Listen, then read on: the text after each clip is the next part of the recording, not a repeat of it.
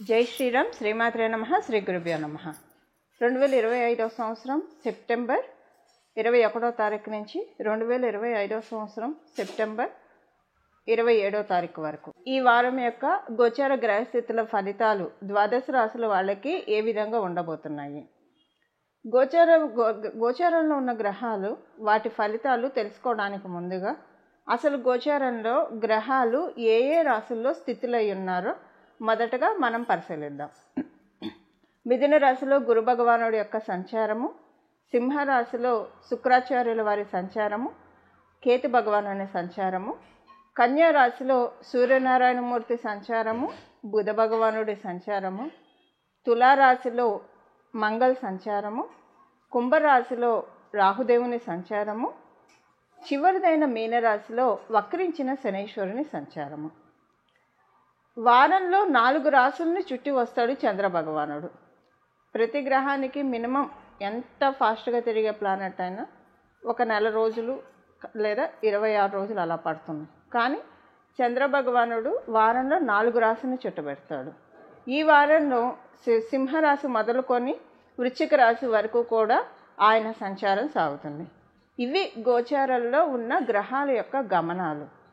ఈ గ్రహ గమనాలను అనుసరించి ద్వాదశ రాశుల వాళ్ళకి, ద్వాదశ లగ్నాల వాళ్ళకి ఫలితాలు తెలుసుకుందాము.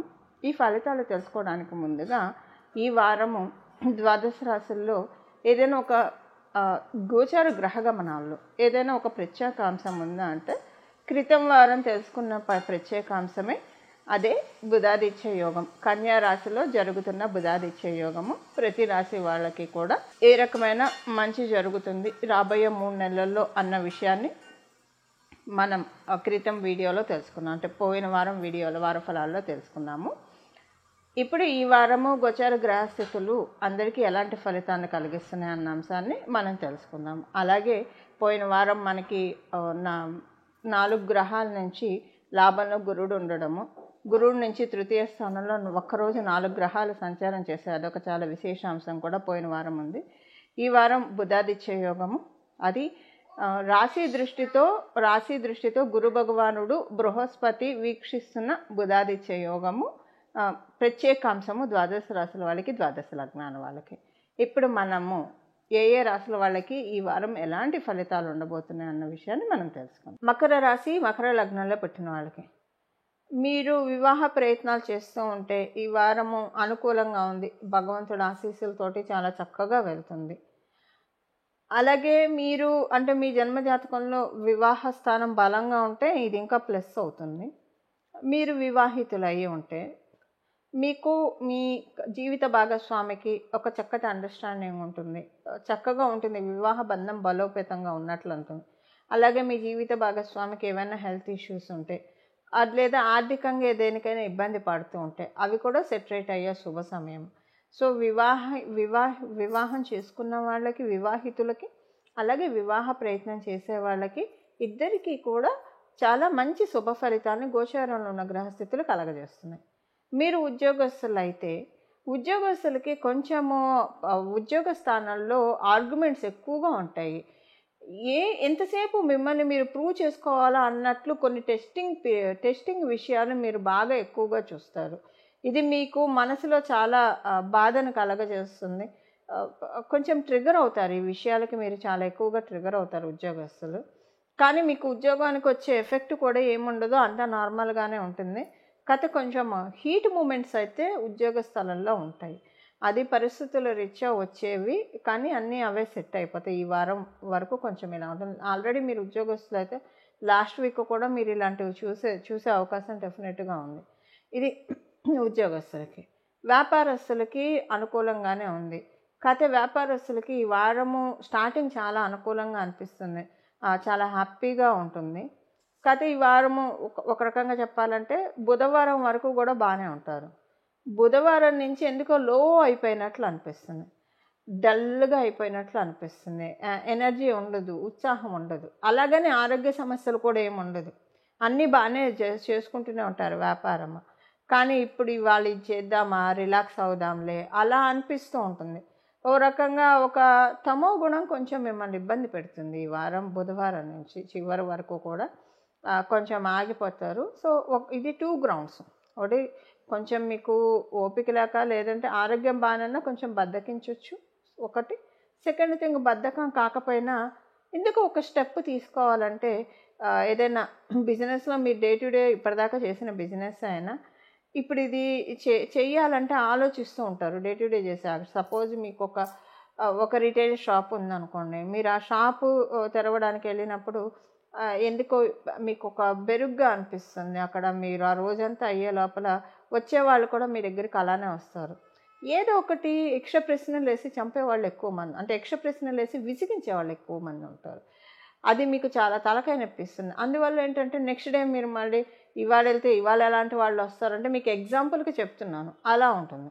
సో అందరూ రీటైల్ బిజినెస్సే చేయాలని ఉండదు, ఎవరి బిజినెసెస్ వాళ్ళు చేస్తుంటారు.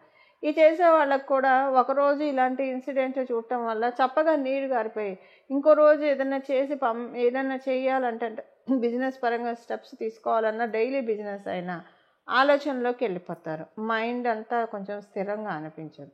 ఇదొకటి కొంచెం ఉంటుంది అని, ఇది ఈ వారము, అది కూడా ఈ వారం మధ్యమం నుంచి చివరి వరకు అప్లికేబుల్ అవుతుంది. తర్వాత ఇది కంటిన్యూ అవ్వదు.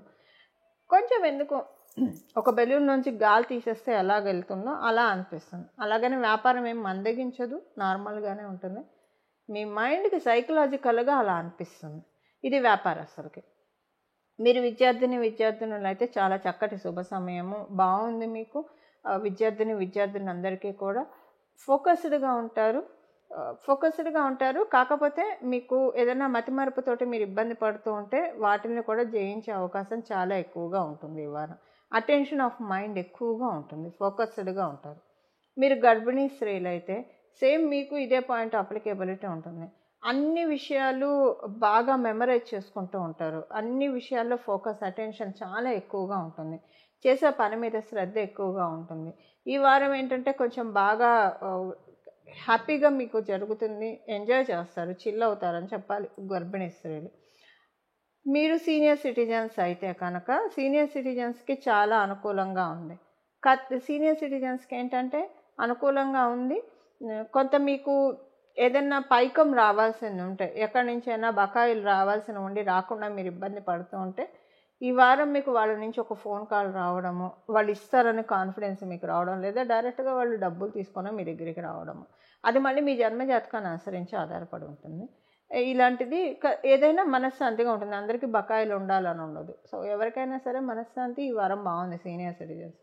మీరు గృహలక్ష్ములు అయితే ఈ వారం మీకు చాలా అనుకూలంగా ఉంది. గృహలక్ష్ములందరికీ కూడా చాలా ప్రశాంతంగా ఉంది మీకు ఈ వారము. అన్ని రకాలుగా కూడా అనుకూలతలు చాలా ఎక్కువగా ఉన్నాయి. ఇవి ఈ వారం యొక్క గోచర గ్రహస్థితుల ఫలితాలు మకర రాశి మకర లగ్నంలో పట్టిన వాళ్ళకి. ఈ వారము 12 రాశుల వాళ్ళు చేసుకోవాల్సిన నామజపం అని అనుకోండి. ఏ దైవాన్ని ఆరాధించాలి, మీ ఇష్టదైవాన్ని ఎప్పుడు మీరు మీ ఇష్టదైవాన్ని ఆరాధించుకునేవారైతే ప్రత్యేకించి మీరు ఏ పరిహారాలు పాటించనక్కర్లా. అంటే మనసులో ఎప్పుడు కూడా ఇష్టదైవాన్ని ఎవరైతే నిలుపుకుంటారో ఒక అక్షర లక్షలో ఉంటారు. మనం చేస్తూ ఉండంగా 1,00,000 సార్లు అయితే ఏ నామాన్ని కానీ ఏ మంత్రాన్ని కానీ మనం జపిస్తామో ఆ మంత్రదేవత మన పట్ల మంత్రదేవత ఆశీస్సులు మొదలవుతూ ఉంటాయి. సో నిరంతరం నిర్విరామంగా భగవద్ధ్యానంలో భగవద్జపంలో ఉండేవాళ్ళే మీరైతే, అంటే ఏ పని చేస్తున్నా ఒక కర్మయోగి లాగా చేయడము కాకపోయినా మామూలుగా చేసుకున్న భగవంతుడితోటి అనుసంధానం అవుతూ చేస్తూ ఉన్న వాళ్ళైతే మీకు ఇలాంటి కోవలో చెందిన వాళ్ళకి అసలు ఏ పరిహారాలు అవసరం లేదు. అందరికీ ఇలా కుదరకపోవచ్చు, ఎందుకంటే భగవద్ అనుగ్రహం ఉన్నప్పుడే ఇలాగ 24 గంటలు మన పనులు మనం చేస్తూ భగవన్నామ జపం చేయగలుగుతాము. సో మెటీరియల్లో ఉన్నప్పుడు, లౌకికంలో ఉన్నప్పుడు లౌకిక విషయాలు డెఫినెట్గా కలత పెడుతూ ఉంటాయి, ఇబ్బంది పడుతూ ఉంటాము, భగవంతుని చేరుకోలేక ఈ మాయలో పడి కొట్టుకుంటూ ఉంటాము. మామూలుగా అసలు ఈ వారము చేయాల్సిన మంత్ర జపం మనం ఇప్పుడు ఒక్కసారి చూద్దాము. ఇది 12 రాశుల వాళ్ళకి, అలాగే 12 లగ్నాల వాళ్ళకి అందరికీ కూడా చాలా చక్కగా ఉపకరిస్తుంది. నామం వచ్చేసేసి శ్రీ గురు గుహాగ్రజాయే నమః. శ్రీ గురు గుహాగ్రజాయే నమః. శ్రీ గురు గుహాగ్రజాయే నమః. ఈ నామము సుబ్రహ్మణ్య స్వామి వారికి సంబంధించిన నామము. మనకి ఈ నామంలోనే సుబ్రహ్మణ్య స్వామి వారిని అలాగే ఆయన అగ్రజుడైన గణపతిని ఇద్దరిని కలిసి ఆరాధించిన ఫలితాలని మనం చక్కగా పొందవచ్చు. కాలపురుషుడు కుండలిలో కన్యా రాశి చాలా బలోపేతంగా ఉంది. కన్యా రాశికి ఆపోజిట్లో శనేశ్వరుడు కూడా కర్మసాక్షిగా కర్మలన్నింటినీ నిష్పక్షపాతంగా ప్రతి ఒక్కళ్ళకి ప్రసాదించే కర్మదేవుడైన శనేశ్వరుడు కూడా ఆయన వీక్షిస్తూ ఉన్నాడు. చాలా మంచి సమయం, చాలా రైట్ టైము. ఎందుకంటే ఈ కాలపురుషుడు కుండలిలో 6th హౌస్ అనేది చాలా ప్రత్యేకత సంతరించుకొని ఉంటుంది. సో ఈ సమయంలో మనం గణపతి అర్చన అలాగే సుబ్రహ్మణ్య స్వామి వారి అర్చన చేయడం వల్ల మీ జన్మ జాతకాల్లో ఒకవేళ ఏమైనా వంశపారంపర్యంగా వచ్చే దోషాలు కావచ్చు, లేదా సర్పదోషాల వల్ల మీరు ఇబ్బంది పడుతూ ఉంటే, అలాంటివి ఏవైనా ఉండి ఇబ్బంది పడుతూ ఉంటే, ఇంకేదైనా కారణాలు దోషాల వల్ల మీరు ఇబ్బంది పడుతూ ఉంటే కనుక ఈ నామము అసలు మీరు నిరంతరం జపించుకున్నా కూడా నామం కాబట్టి మీరు ఎప్పుడు కంటిన్యూగా చేసుకోవచ్చు. జపించుకుంటూ ఉంటే చాలా అద్భుతమైన రిజల్ట్స్ చూస్తారు.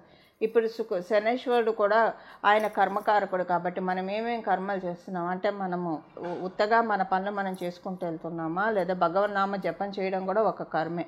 సత్కర్మలు, దుష్కర్మలు, మధ్యమ కర్మలు, ఇవి మనం ఏం చేస్తున్నాం. మధ్యమ కర్మలు అంటే మనం మామూలుగా మన పనులు మనం చేసుకుని ఒకళ్ళని ఇబ్బంది పెట్టకుండా మన పనులు మనం చేసుకోవడం మధ్యమ కర్మలు. దానివల్ల మనకి పుణ్యము రాదు, పాపము రాదు. సత్కర్మలు చేస్తే మనకు పుణ్యం వస్తుంది, దుష్కర్మలు చేస్తే మనకి పాపం వస్తుంది.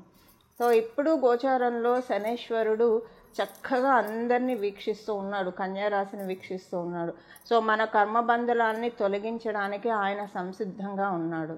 ఈ నామం అదే నేను మొదటగా చెప్పినట్లు మీరు ఏదైనా మీకు ఇష్టదైవారాధన మీరు నిరంతరం చేస్తూ ఉన్న వాళ్ళైతే మీకు ఇష్టం ఉంటే ఈ నామాన్ని జపించుకోవచ్చు, లేదా మీరు ఏ నామాన్ని అయితే మీరు జపిస్తూ ఉంటారో 24/7 అదే కంటిన్యూ చేయొచ్చు. చక్కగా నిస్సందేహంగా మంచి ఫలితాలు పొందుతారు. ఎవరికైతే ఏ నామం జపించాలో తెలియదు అని అనుకునే వాళ్ళకి, మరియు తెలియదు అని అనుకున్నా తెలుసు అని అనుకున్నా, ఈ నామాన్ని జపించడం వల్ల ఇంకా మంచి ఫలితాన్ని డెఫినెట్గా చూసే తీరుతారు. ఎప్పుడైనా సుబ్రహ్మణ్య స్వామి వారిని పట్టుకుంటే మనకున్న ఈతి బాధలన్నీ కూడా క్రమక్రమంగా తొలగిపోతూ ఉంటాయి. అది కూడా సుబ్రహ్మణ్య స్వామి వారిని ఆయన అగ్రజుడైన వినాయక స్వామితో కూడి ఆరాధిస్తే ఈ ఫలితాలు మనం మాటల్లో చెప్పనలవి కానీ ఫలితాన్ని మనం చూస్తాము. ఈ వారం మొదలుకొని ప్రతి వారం కూడా చక్కగా సుబ్రహ్మణ్య స్వామి వారి నామాల్లో ఒకటైన ఈ నామాన్ని జపించడం వల్ల అందరికీ కూడా మనం శ్రీ గురు గుహాగ్రజాయ నమః అని చెప్పుకోవడం వల్ల మనలో ఉన్న జ్ఞానాన్ని కూడా, అంటే ఒక విజ్డమ్ని, ఐక్యూ లెవెల్స్, మనం లౌకికంగా మాట్లాడాలంటే ఐక్యూ లెవెల్స్ అని అనుకోండి, మనం ఆధ్యాత్మికంగా మాట్లాడాలంటే మనలో ఉన్న జ్ఞానం, విజ్డమ్ చక్కగా పెరుగుతుంది. ఈ విధంగా మనందరం కూడా భగవన్ మార్గంలో, సన్మార్గంలో అడుగులు వేయడానికి సుబ్రహ్మణ్య స్వామి కార్తికేయుడు మనల్ని సర్వదా రక్షించాలని చెప్పి మనందరి తరఫున నేను కూడా మనస్ఫూర్తిగా స్వామివారికి నమస్కారం చేస్తూ మంగళం. నమో భగవతే వాసుదేవాయ.